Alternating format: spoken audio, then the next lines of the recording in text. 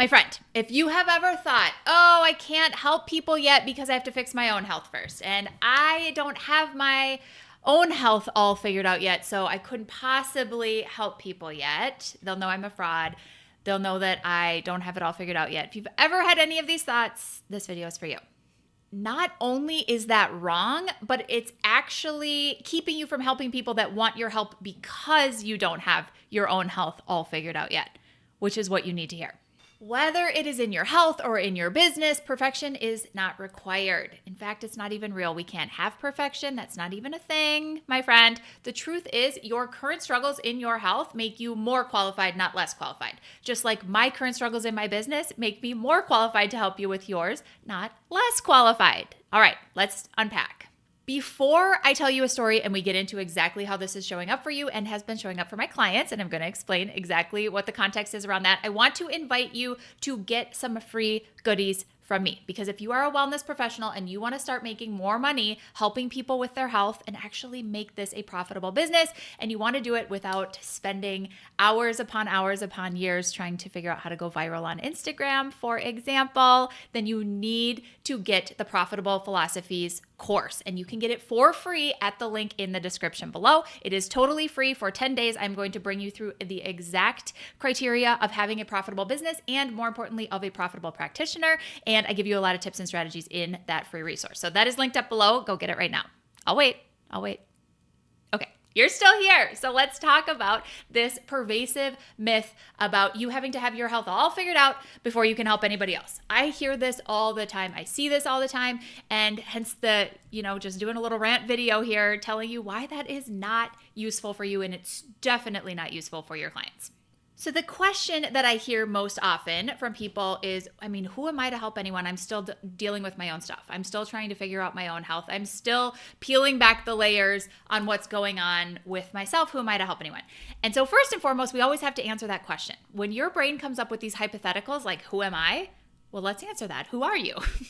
Let's actually provide an answer to the question because your brain is looping on it. Your subconscious mind keeps asking those questions, so we have to answer the questions. Who are you? Well, you're someone that has proactively learned a lot, probably acquired some skills and resources and some level of expertise in what's going on in your body so that you can actually solve the problem. You're probably doing that in a different way than most people have or most people would, and you probably have something to say about it, which is amazing.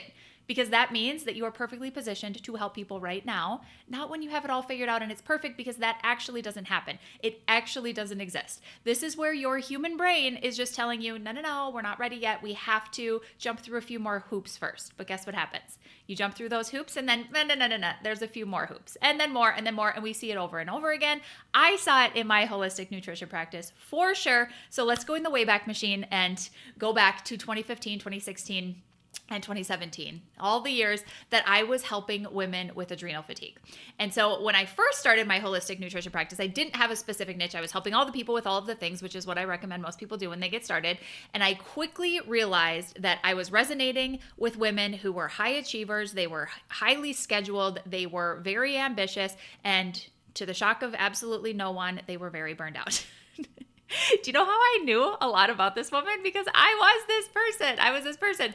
And I had a thyroid that went on mutiny, and that's what led me into holistic nutrition in the first place. I never thought that this would be a business for me. It was never going to be, that was not even on the horizon, but God has these plans for us. And lo and behold, I ended up having a total burnout situation, all of the adrenal fatigue, everything that comes along with that. And it led me down the path of getting certified as a nutritional therapy practitioner to heal myself. And I use the word heal very loosely because are we ever healed? No, we might reverse symptoms that we had, but we then learn more about, oh my goodness, now what else is possible?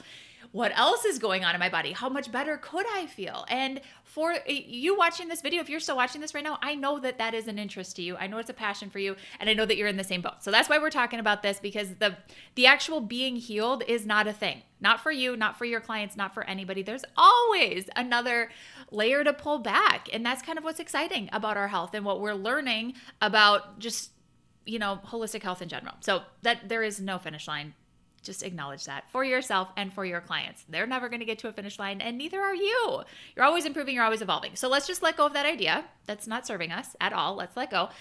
that's what I had to do in my practice. So like I said, I was working with all of the people. Then I really narrowed it down to women with adrenal fatigue. I had a very specific process that I brought them through, and it worked, obviously, to help people get a lot of results and have a lot of hormone balancing and feel better in their body and reverse the symptoms of burnout and all of those things.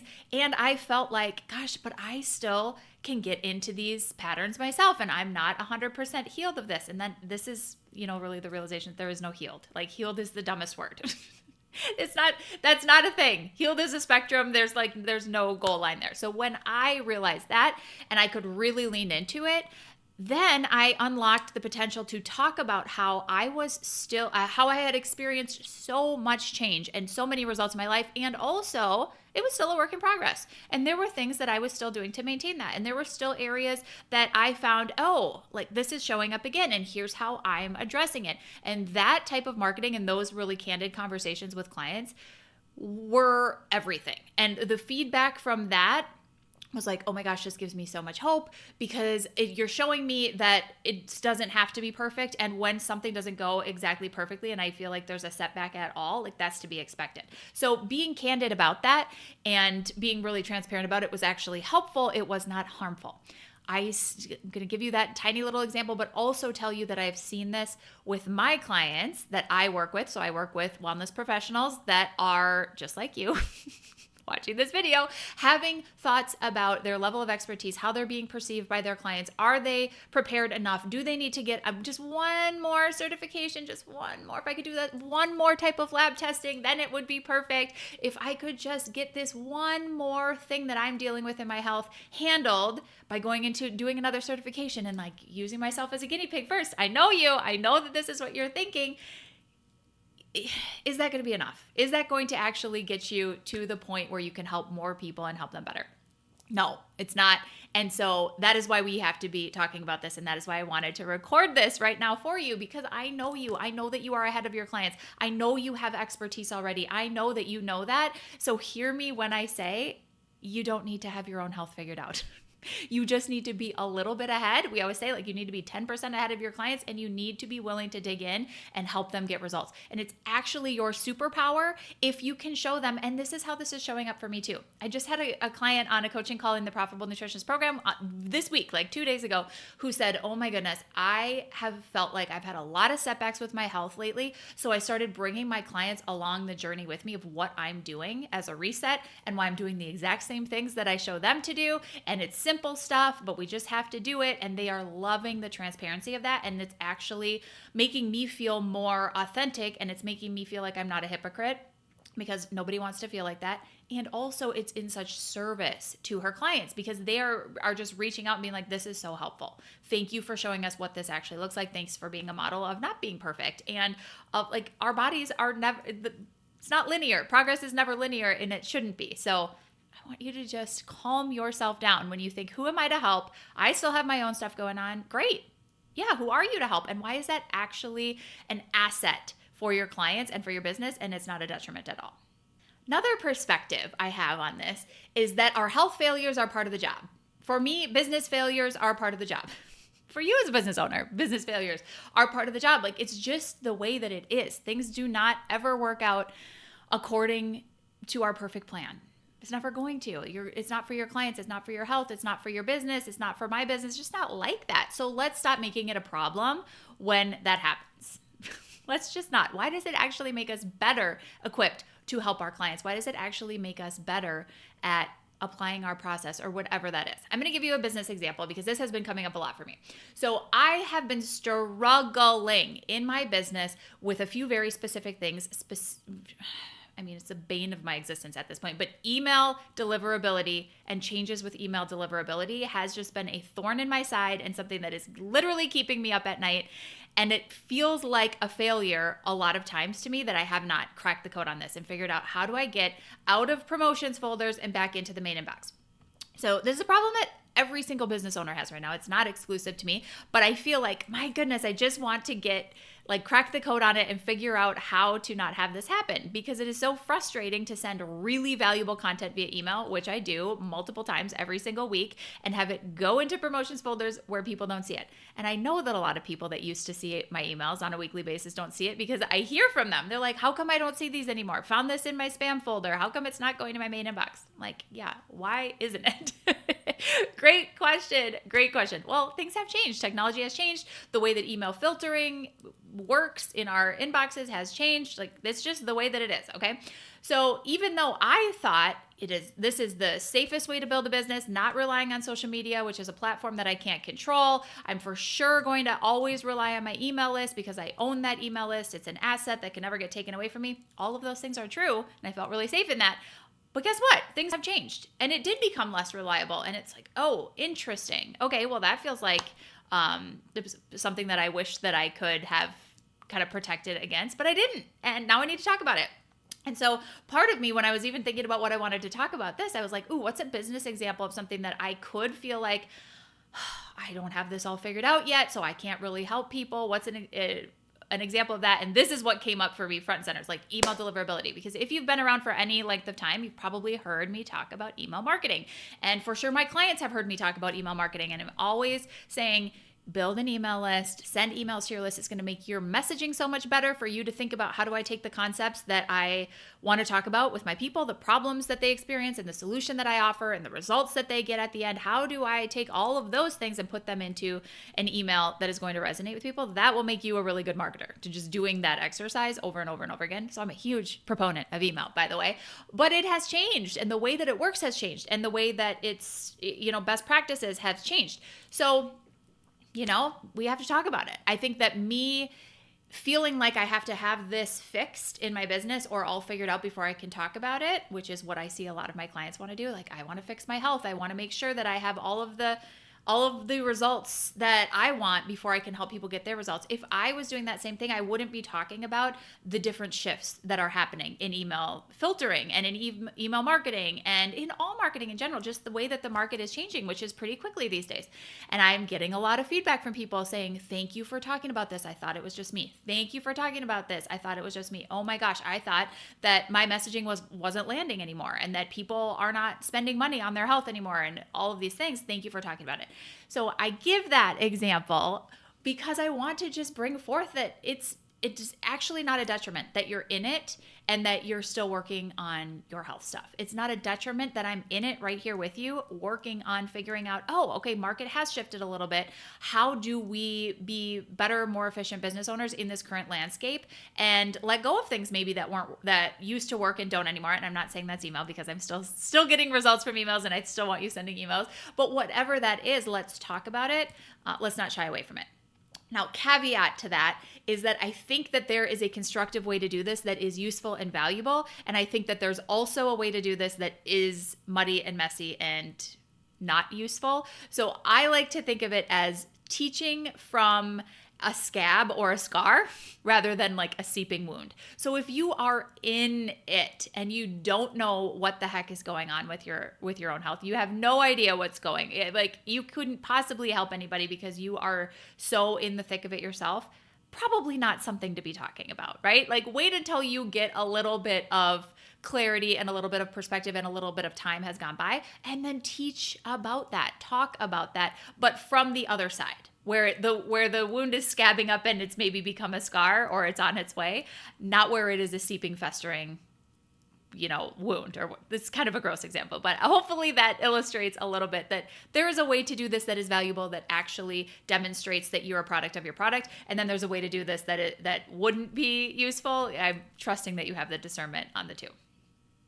Lesson learned here. Your job, my job, is not to know everything in advance. It's not to have the perfect plan. It is to stay in the game and then report back on findings. Findings of you, findings of your clients, like findings of all of it. That is what we are doing here. And it really takes the pressure off.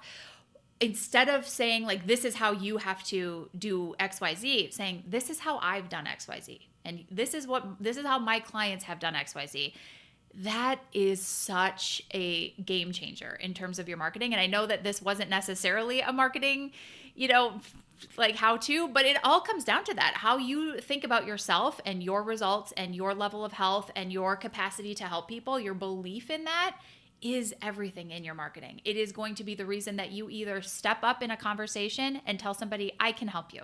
We have to talk, I can help you. And you do that confidently, or you shrink back, you avoid the conversation, and you never say anything. It's really the difference here. So we have to look at these thoughts that you have about your capacity to help people and your own health, my friend. All right. Your struggles are not a liability. They're not. I want to come at this from another angle here. If you are treating your health struggles like it's a dirty little secret that you'd never want anybody to find out, it will keep you from having those conversations. Like I just said, it'll keep you from leaning in. It'll keep you from saying, I can help you. It'll keep you from putting yourself out there and for helping people, which is the opposite of what you want. I know you want to help more people, and I know that they want your help. So stop with the shrinking because you don't want anybody to find out that you're not perfect and that your health isn't perfect. How about we just lead with the fact that your health isn't perfect and you're not perfect, and that's actually why they should trust you. Because you might have heard this phrase before, your mess is your message. I think that that's really sage advice. Like I said a second ago, though, that could be a little bit too messy depending on where you are at in the mess. But your mess is the reason that people trust you. It shows that you understand. It shows that you know what to do next, and it shows you that you're relatable. Like, that's why people trust you. It's actually an asset. I just have to say this a million times. Whatever struggles you have with your health and the way that you are addressing them is what you need to be talking about, because it actually makes you more credible and it makes you more trustworthy. This is a reminder for me, even as I'm saying this out loud, that me talking about my own business struggles and the things that I'm like, ooh, this used to work and it's not working the same way anymore. And here's what I'm doing now. Here's why I'm recording YouTube videos. Here's why I'm doing more podcast episodes. Here's why we're running ads that are a little bit different. Here's why we're doing XYZ thing. Here's why we're changing up the cadence of emails. Here's why I'm changing up what I say in the emails and the amount of links in the emails. Me talking about that is actually helpful for you, because you don't need me to have it all figured out. You need to know what my thought process is for fixing it. And you need to know, oh, if I hire her, she's going to help me with this. She's going through it right now as well in real time. And I can ask questions about that and I can see it all unfold. Which, by the way, this was not going to be a sales pitch for the Profitable Nutritionist program, but those are things that we are talking about on coaching calls live every single week. So you really should be in the program. Link will be in the description, just so you know. So let's land this plane with a few useful beliefs, some thoughts that you could take into this. If this is showing up for you and you're thinking, yeah, I can see where my own hesitation with my health conditions is stopping me from helping more clients. This shows up in a couple, like in this way of thinking I need to be an expert first, I need to be totally healed first, but also I see this show up with my clients who want to protect themselves and their own health so they don't have a flare up of any of their own health issues. And people think this a lot. They think, oh my gosh, if my business gets too big, if I take on too many clients, if I really go all in on my business, I'm putting my own health at risk, and that doesn't feel safe. And then people don't do that. So obviously, your brain will protect you if it thinks that you're in danger, and will keep you from telling people what you do and how you can help them, and from saying the words, I can help you, and from actually helping them and adding value and being of service to your people. That will not happen if your brain thinks this is potentially going to hurt us. So a couple ways that we need to rewire the thought processes in our brain, and literally rewire it. I want to be very clear on this. When you think new thoughts, you create different neural pathways in your brain. And those are well-traveled paths. Like pathways is why we call them pathways. These are little roads that your thoughts go down in your brain. These are physical neural pathways. When you start thinking new thoughts and you travel and travel and travel those new thoughts, they become beliefs. Beliefs are thoughts that we've thought over and over again, and they're just unconscious. We just believe them, and we just think that they're true. So right now, if you're thinking, I don't know enough yet, I'm not an expert enough yet, people are going to think I'm a hypocrite, I'm going to have a relapse in my own health if I go all in on my business, any of those beliefs that you have that are not useful are just well-rehearsed thoughts. We just need to think different ones and really ingrain those patterns into our brain, like in a physical way. So let's rewire your brain. Let's do that. First of all, recognize that your thoughts are not facts. They're just thoughts. Okay. You have 60,000 of them a day. So do I. They're just thoughts. The fact of the matter is what you decide the fact of the matter is, right? So the belief I need to fix myself first, it's just It's just a neural pathway of thoughts that you've thought many times, so it has become unconscious. New belief would be, my clients benefit more when I show up, even if it's messy. I think that that's true. I think we could find a lot of truth in that. Not too messy, okay? Don't use this as as a reason to, I don't even know. I can't even think of a worst case scenario there of what would be too messy, but there's definitely a way to make yourself seem like a disaster that would not be useful for getting clients. Again, have the discernment to know what that is, but imperfect and in progress and, still working on my own health journey, that's not messy. That is actually really useful for your people and for you to calm down your brain and just get to work and help the people. So think about that. Think about some other new thoughts here that might be more useful. One being that my lived experience is my superpower. Like, what if actually all of the things that you've gone through so far is your superpower? It's the reason that people hire you. It's not something that you're trying to hide. It's actually leaning into it and realizing this is why people hire me, because I've already been down this road and I'm still in it and I'm still learning and I'm still applying the exact process that I bring them through. And that's what's getting me the results long term. Maybe another thought to ask yourself is, how is what I'm learning right now about myself exactly what someone else needs to hear? Maybe not today, but maybe a month from now, maybe 2 months from now, who knows? But how is what you are doing right now exactly what your clients actually need to hear from you? And how is it making you a better practitioner? How is it actually making you more effective? How does it actually make your process better that you bring clients through? Because all of these things are true. I know this 1,000%. If you look for that evidence, you're going to find it, and you are going to actually be able to help more people in a more consistent way. It's going to feel better for you in your business, and obviously it's going to feel better for them.